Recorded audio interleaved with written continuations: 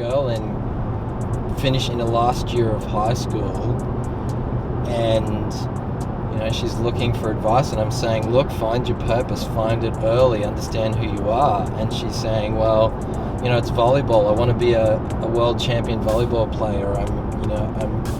I'm in the running to be able to make the Australia team, and so that's my purpose. And I'm like, well, no, it's not. It's not your purpose. You can't have a purpose that's about volleyball. I said, why?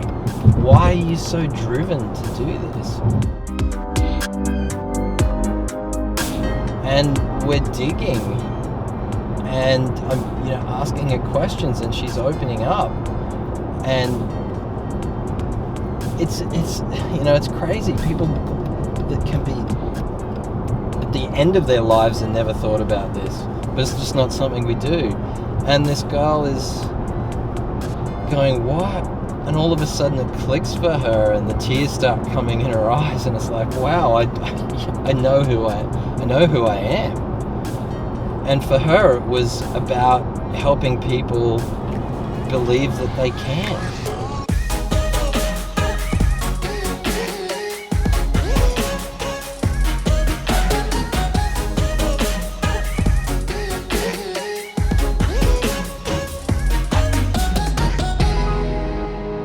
So even in her young life, she's experienced hardships and challenges, and the reason that she's doing this is because she was told that she can't be a volleyball player because she's too short.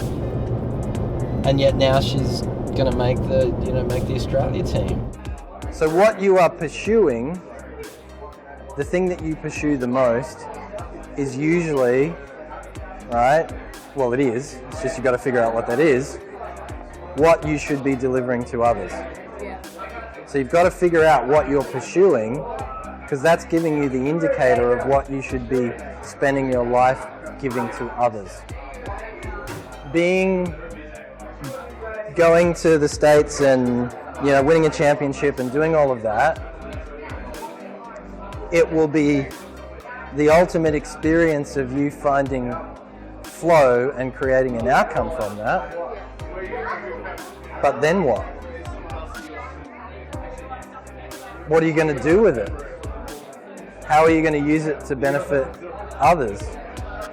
It's not possible to have a life purpose that is inward focused. It's not possible.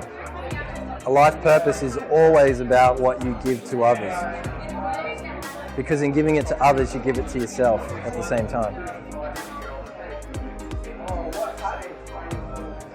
I don't know. I would say that I would tell people about how I did that, because I'm volleyball and short. Like, there's so many obstacles that you have to go through because of your physical appearance.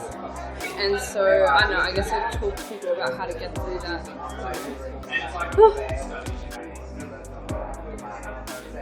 There you got it.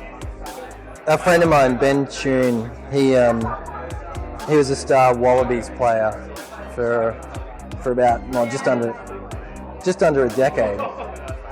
And you get older in sport and things start breaking down. Winning the 7 Series, winning the 7 Series, winning the World Cup, all that kind of stuff, right? But then what?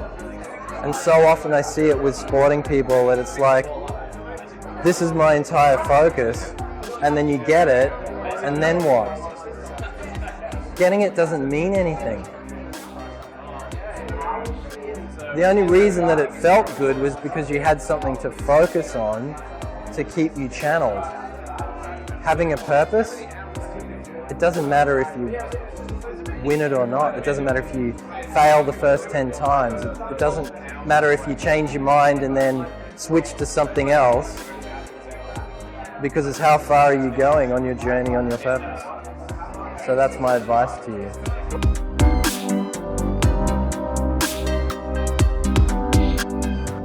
And so it had nothing to do with volleyball itself. It had to do with this core of who she is that she was born with, which is about proving that you can and helping give people that confidence. And that's the whole reason that she wants to be, a world champion volleyball player, is to show that you can do whatever you want to and to believe in yourself.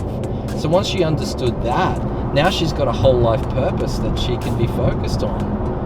How much difference is that going to make to her life? It doesn't have to be volleyball, because at the end of volleyball, you're still on your purpose. And you're not doing it randomly by accident. If we could just have our kids leaving high school knowing what they're here to do, knowing who they are, knowing what their personality is, what they value the most, what their purpose in life is. And they absolutely are old enough to know exactly who they are.